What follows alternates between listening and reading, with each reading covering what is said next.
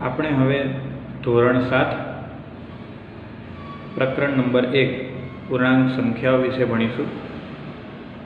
તો પૂર્ણાંક સંખ્યાઓ વિશે ભણીએ એની પહેલાં તમને પ્રાકૃતિક સંખ્યા અને પૂર્ણ સંખ્યાની માહિતી આપી દઈએ। તો કે પૂર્ણાંક સંખ્યામાં સૌથી પહેલાં આપણે ભણીશું પ્રાકૃતિક સંખ્યા। છઠ્ઠા ધોરણની અંદર તમે ભણી ગયા છો। તો પણ પ્રાકૃતિક સંખ્યા એટલે કોને કહેવાય કે જે સંખ્યાઓમાં બધી જ ધન એટલે કે પ્લસવાળી સંખ્યાઓનો સમાવેશ થાય તેને કઈ સંખ્યા કહેવાય? પ્રાકૃતિક સંખ્યાઓ કહેવાય છે। એટલે કે ધન સંખ્યાઓ બધી જેટલી પણ ધન સંખ્યા છે એને કઈ સંખ્યા કહેવાય? પ્રાકૃતિક સંખ્યા કહેવાય છે। જેમ કે જો એક્ઝામ્પલ 1 2 3 4 5 એમ અસંખ્ય, બરાબર। પ્રાકૃતિક સંખ્યાઓને ગણતરીની સંખ્યા તરીકે પણ ઓળખવામાં આવે છે। જો પ્રાકૃતિક સંખ્યાને ગણતરીની સંખ્યા તરીકે પણ આપણે ઓળખી શકાય છે। તમને કોઈ પ્રશ્ન આવે કે ગણતરીની સંખ્યા કઈ, તો આપણે લખી શકાય કે 1 2 3 4 5 એમ, બરાબર। પ્રાકૃતિક સંખ્યાઓ હવે કેવી છે? અસંખ્ય। તો પ્રાકૃતિક સંખ્યાઓ અસંખ્ય છે। તો સૌથી નાની પ્રાકૃતિક સંખ્યા એટલે કે પ્રાકૃતિક સંખ્યાની શરૂઆત શેનાથી થાય? 1 થી। તો કહી શકાય કે સૌથી નાની પ્રાકૃતિક સંખ્યા 1 છે।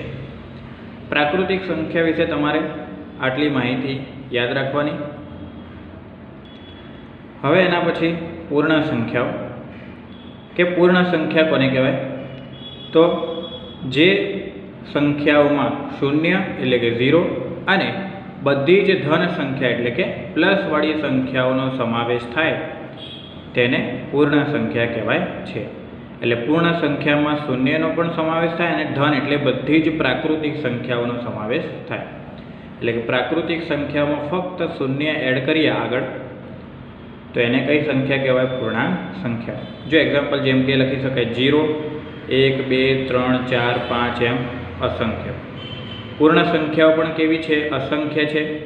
એટલે કે પૂર્ણ સંખ્યાઓ કેવી છે? અસંખ્ય છે। હવે આના ઉપરથી કહી શકાય કે સૌથી નાની પૂર્ણ સંખ્યા કઈ છે? 0। એટલે કે પૂર્ણ સંખ્યાની શરૂઆત શેનાથી થાય છે? 0 થી, 0 થી। તો હવે લખી શકાય કે સૌથી નાની પૂર્ણ સંખ્યા 0 છે, બરાબર। આ થઈ પૂર્ણ સંખ્યાની માહિતી। તો પ્રાકૃતિક સંખ્યા પણ અસંખ્ય છે અને પૂર્ણ સંખ્યા પણ અસંખ્ય છે। પ્રાકૃતિક સંખ્યામાં સૌથી નાની સંખ્યા 1 છે અને પૂર્ણ સંખ્યામાં સૌથી નાની સંખ્યા 0 છે। જો એના પછી પૂર્ણાંક સંખ્યાઓ વિશે જોઈએ તો પૂર્ણાંક સંખ્યાઓ કોને કહેવાય? કે જે સંખ્યાઓમાં શૂન્ય, ધન સંખ્યાઓ અને ઋણ સંખ્યાઓનો સમાવેશ થાય। એટલે 0 પણ આવે, બધી પ્લસવાળી પણ સંખ્યા આવે અને માઇનસવાળી પણ સંખ્યા, શૂન્ય, ધન પૂર્ણાંક અને ઋણ પૂર્ણાંક નો સમાવેશ થાય તેવી સંખ્યાઓને પૂર્ણાંક સંખ્યાઓ કહેવાય છે। તો આ સંખ્યાને કેવી રીતે લખાય? 0 1 2 3 4 એમ આ બાજુ પણ અસંખ્ય હોય અને ડાબી બાજુ -1 -2 -3 એમ અસંખ્ય। એટલે પૂર્ણાંક સંખ્યામાં શૂન્ય, ધન પૂર્ણાંક અને ઋણ પૂર્ણાંકનો સમાવેશ થાય છે। જો આ જે નીચેની માહિતી આપણે લખી છે એની થોડી સમજૂતી આપીએ કે પૂર્ણ સંખ્યાઓમાં હંમેશા વચ્ચે શું હોય? શૂન્ય। શૂન્યની જમણી બાજુ એટલે કે આ બાજુ, શૂન્યની જમણી બાજુ ધન પૂર્ણાંક હોય અને શૂન્યની ડાબી બાજુ ઋણ પૂર્ણાંક હોય। તો પૂર્ણાંક સંખ્યા વિશે તમે જ્યારે લખો કે પૂર્ણાંક સંખ્યાની સંખ્યા રેખા દોરો ત્યારે શૂન્યની ડાબી બાજુ ઋણ પૂર્ણાંક હોય અને શૂન્યની જમણી બાજુ ધન પૂર્ણાંક હોય છે, બરાબર। જો આપણે પૂર્ણાંક સંખ્યાની સંખ્યા રેખા દોરી છે, સંખ્યા રેખા એટલે કે એક રેખા દોરી છે એમાં બધી પૂર્ણાંક સંખ્યા બતાવી, જેમ કે વચ્ચે 0, 0ની જમણી બાજુ 1 2 3 4 5 6 7 એમ સંખ્યા લખી છે। 0ની ડાબી બાજુ -1 -2 -3 -4 -5 એટલે કે વચ્ચે શૂન્ય, શૂન્યની જમણી બાજુ ધન સંખ્યાઓ અને શૂન્યની ડાબી બાજુ ઋણ સંખ્યાઓ. બરાબર. પૂર્ણાંક સંખ્યાની સંખ્યા રેખા આવી રીતે દોરવામાં આવે છે. તો અહીંયા અમુક માહિતી આપી છે કે સંખ્યા રેખા ઉપર 0ની ડાબી બાજુએ કઈ સંખ્યા દેખાય છે? ઋણ સંખ્યા, એટલે કે ઋણ પૂર્ણાંક. અને આ 0ની જમણી બાજુએ કઈ સંખ્યા દેખાય છે? ધન, એટલે 0ની જમણી બાજુએ ધન પૂર્ણાંક આવેલા હોય છે. આ માહિતી તમારે યાદ રાખવાની. બધા જ ધન પૂર્ણાંકો શૂન્ય એટલે 0 અને ઋણ પૂર્ણાંકો કરતાં મોટા હોય છે. એટલે કે આ જેટલા પણ ધન સંખ્યા છે એ 0 અને ઋણ એટલે કે માઇનસવાળી સંખ્યા કરતાં હંમેશા કેવા હોય? મોટા જ હોય. બરાબર. અને સંખ્યા રેખા પર જમણી બાજુ જતાં સંખ્યા મોટી થાય અને ડાબી બાજુ જતાં સંખ્યા નાની થાય. એટલે કે શું? સંખ્યા રેખા ઉપર ધારો કે આપણે અહીંયા -2 ઉપર છીએ અત્યારે, તો આપણે જેમ જેમ જમણી બાજુ જઈશું ને એમ એમ સંખ્યા કેવી બનશે? મોટી બનશે. બરાબર. એટલે સંખ્યા રેખા ઉપર જમણી બાજુ જઈએ તો સંખ્યા મોટી બને.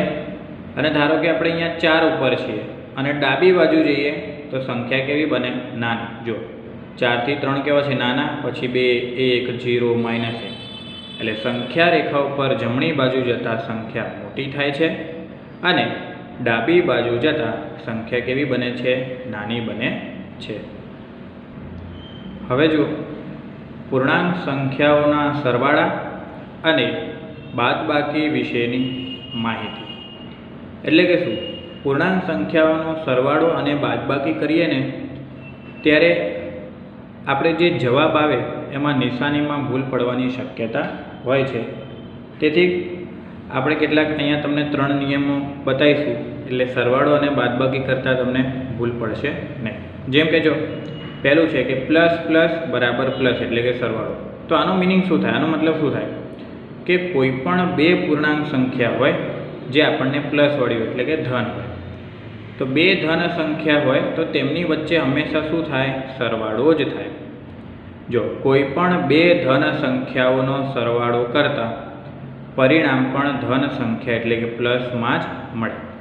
એટલે કોઈ પણ 2 ધન સંખ્યા હોય એટલે કે પ્લસવાળી સંખ્યા હોય તેમની વચ્ચે તમે જો સરવાળો કરો તો જવાબ પણ પ્લસમાં જ આવે.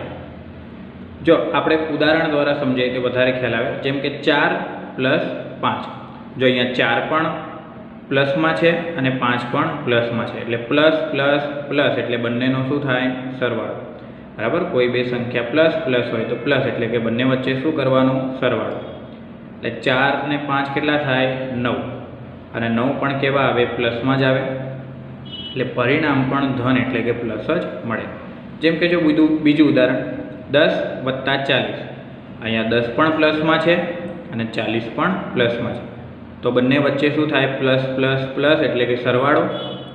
સરખી નિશાની એટલે સરવાળો યાદ રાખવાનો.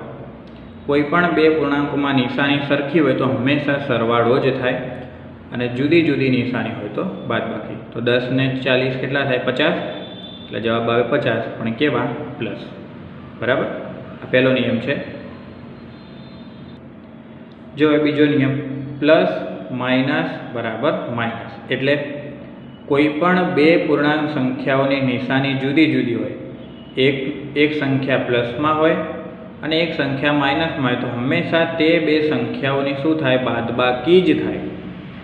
કે કોઈ પણ 2 સંખ્યાઓમાંથી એક સંખ્યા ધન એટલે પ્લસમાં હોય અને એક સંખ્યા ઋણ એટલે કે માઇનસમાં હોય, તો તે 2 સંખ્યાઓની હંમેશા શું થાય? બાદબાકી જ થાય અને જવાબમાં મોટી સંખ્યાની નિશાની મૂકવામાં આવે. એટલે શું?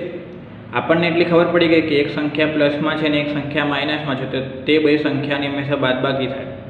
તો જે જવાબ આવે એમાં નિશાની કઈ મૂકવાની? તો કે બંને સંખ્યામાંથી જે સંખ્યા મોટી હોય એ સંખ્યાની જવાબમાં નિશાની મૂકીએ.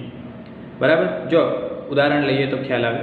જેમ કે 12 - 8 છે, તો અહીંયા 12 છે એની નિશાની પ્લસ છે અને 8 છે એની નિશાની કેવી છે? માઇનસ. એટલે પ્લસ માઇનસ માઇનસ એટલે કે બાદબાકી. બે જુદી જુદી નિશાનીવાળી સંખ્યા હોય તો તેમની વચ્ચે હંમેશા શું થાય? બાદબાકી જ થાય. એટલે કે 12માંથી 8 જાય તો કેટલા વધે? 4 વધે. પણ જવાબ તો 4 આવી ગયો, તો તેને 4ને નિશાની કઈ આવે? બંને સંખ્યામાંથી જે સંખ્યા મોટી હોય એ સંખ્યાની નિશાની આવે. 12 અને 8માંથી 12 મોટા, 12ની નિશાની પ્લસ છે તો જવાબની નિશાની પણ પ્લસમાં જ આવે. બરાબર. જેવી રીતે બીજું ઉદાહરણ જોઈએ. 14 માઇનસ 20. 14 અહીંયા પ્લસમાં છે, 20 અહીંયા માઇનસમાં છે. તો પ્લસ માઇનસ માઇનસ એટલે બાદબાકી થાય. 20માંથી 14 જાય એટલે 6 વધે. હવે નિશાની કઈ મૂકવાની જવાબમાં? બંને સંખ્યામાંથી જે સંખ્યા મોટી હોય એની નિશાની આવે.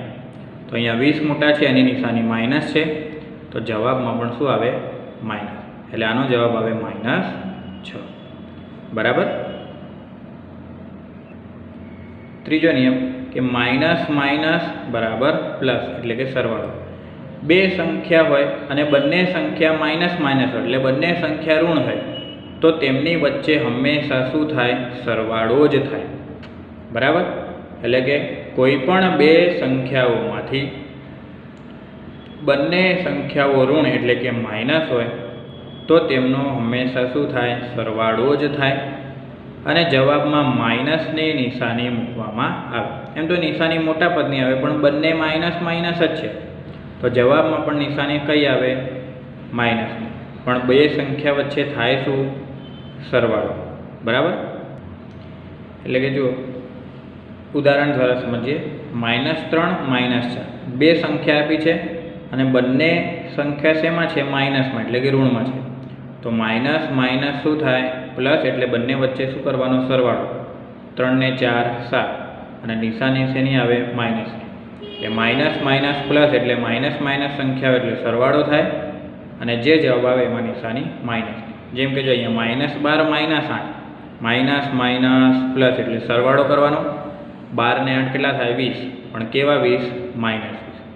એટલે ટૂંકમાં યાદ રાખીએ કે કોઈ પણ બે સંખ્યા હોય તો એ બંને સંખ્યામાં જો નિશાની સરખી હોય તો સરવાળો થાય અને નિશાની બંનેમાં જુદી જુદી હોય તો બાદબાકી થાય. પણ જવાબમાં નિશાની કઈ મૂકવાની? જે સંખ્યા મોટી હોય એની નિશાની આવે. બરાબર. આટલી માહિતી તમે યાદ રાખજો.